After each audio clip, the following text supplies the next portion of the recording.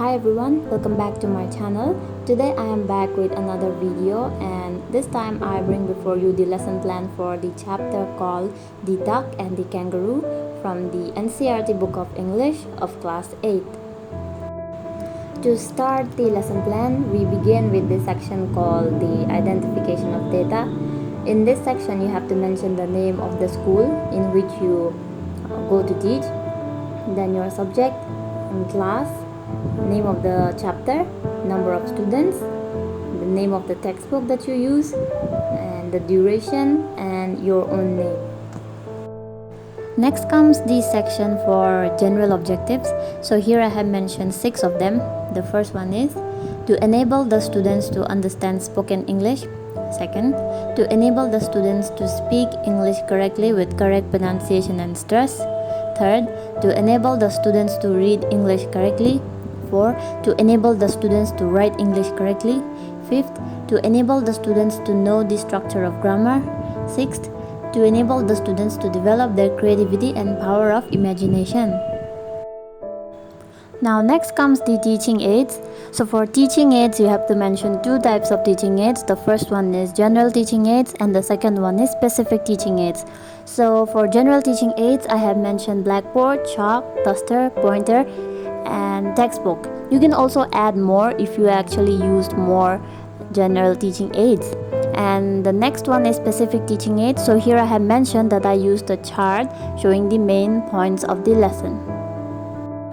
Next comes the part called introduction. So this is the part where you actually try to make your students answer the name of that chapter.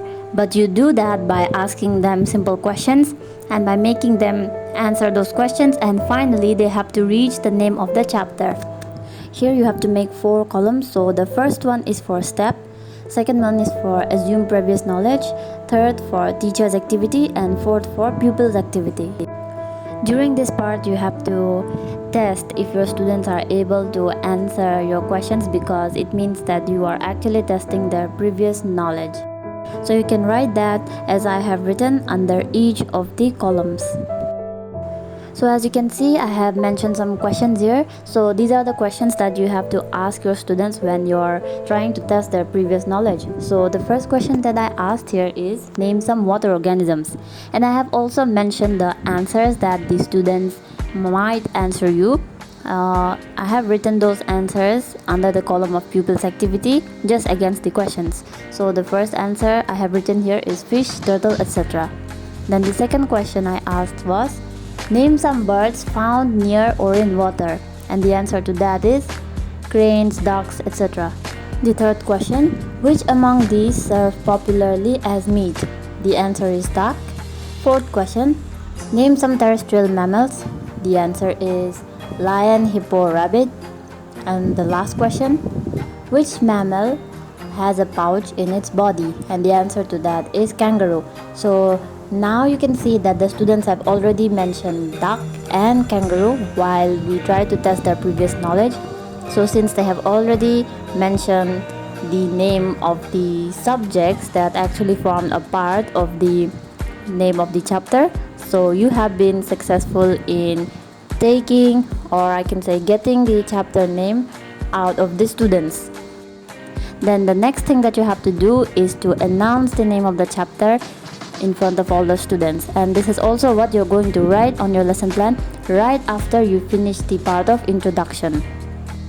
Then the next section that comes is called presentation. So for presentation, you have to make 6 columns. So they are step, teaching point, specific objectives, teacher's activity, pupil's activity, and learning outcomes. So under teaching point, you have to mention what part is it that you're teaching. So the chapter that I chose here is a poem. So at first, I as a teacher would be having to tell the students about the poet. So that is what I wrote under teaching point, that it is about the poet that I have to teach the students. And then the specific objective would be that the students will know about the poet. So one thing I would like to mention here is that sometimes you're not allowed to write terms like know or understand or learn. For example, under specific objectives, I wrote that the students will know about the poet. So it is considered sometimes that you cannot write no, that the student will know about a particular topic. So instead of writing no, you can also write words like tell or write or explain or maybe speak about the topic. And under teacher's activity, you have to write what you explain to your students about the poet. So over this part, you can actually tell the students something about the poet. Pupils' activity will be that they will listen carefully. And the learning outcome is that the pupils will be able to acquire some information about the poet. Next comes model reading. So the specific objective for this would be that the students will be able to develop correct pronunciation and stress. And the teacher's activity is that the teacher will read the chapter. Pupils' activity again is that they will listen carefully, and the learning outcomes will be that the students will be able to read the poem with correct pronunciation and stress. The next part is loud reading, and the specific objective for this part will be the same as we have mentioned in model reading. That is, the students will be able to read the chapter with correct pronunciation and stress. Here, the teacher's activity will be that the teacher will ask 3 or 4 students to read the chapter loudly. And the pupils' activity is that they will read the chapter loudly, and the learning outcome is that they will be able to read the chapter with correct pronunciation and stress, just the same as for model reading. Then you have to mention silent reading and word meanings. For silent reading, the specific objectives will be that the pupils will be able to read the chapter silently. And for teacher's activity, the teacher will ask the pupils to read the chapter silently. The pupils' activity will be that they will read the chapter silently, and the learning outcome for this is that the pupils will be able to develop silent reading habits. As for word meanings, the specific objective is that the students will be able to learn new words and new meanings. For teacher's activity, the teacher will write the words and their meanings in the blackboard and ask the students to write them in their notebooks. And then you mention a few word meanings which are difficult for the students. If you have taught those word meanings during explanation, then please point them out here. As for pupils' activity, pupils will write the words and their meanings in their respective notebooks, and the learning outcome is that the students will be able to learn new words and their meanings. And let me remind you once again, if you're not allowed to write terms like learn or understand or know, then you can simply write that the students will be able to use the new words while writing.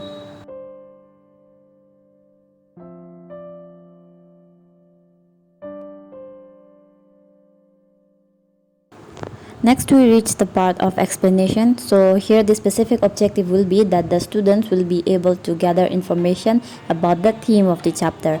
And then for the teacher's activity, here what you have to do is that as a teacher you will explain them the theme of the chapter. The pupils' activity for this will be that the students will listen carefully, and the learning outcome is that the students will be able to explain the theme of the chapter. The next part is questioning. So in this part you have to ask some questions to your students, and the questions will be based on what you have actually explained to them prior. And I have put down 5 questions. I hope you find them helpful. And finally, we reach the last part of the lesson plan, which is called the closure. So for closure, we have to make 3 columns. The first one is for step, and then for teacher's activity, and one for pupils' activity. In this part, what you do as a teacher is that you will summarize the chapter and write the main points on the blackboard. And this is what you're exactly going to write on your plan, that you are going to summarize the chapter and write down the main points. And the pupils' activity to this would be that the pupils will listen carefully and try to answer the questions that we ask them. So after summarizing the chapter and writing the main points on the blackboard, the teacher will ask 1 or 2 questions to the students. As you can see, I have mentioned 2 questions here and wrote the answers against both the questions under the column of pupils' activity. So after being done with the questioning, the teacher has to give homeworks to the students. So you have to write it on your plan that you as a teacher give homework to the students, and then you leave the class after thanking them and cleaning the blackboard. And with this comes the end of the lesson plan and my video as well. So I hope my video has helped you with your lesson plan. If it has, then please like, share and subscribe to my channel. And you can also comment down what is the next lesson plan that you want. I'll be ready to help you. So until then, stay safe and be happy. And yes, also study well for your upcoming VIII exams. All the best.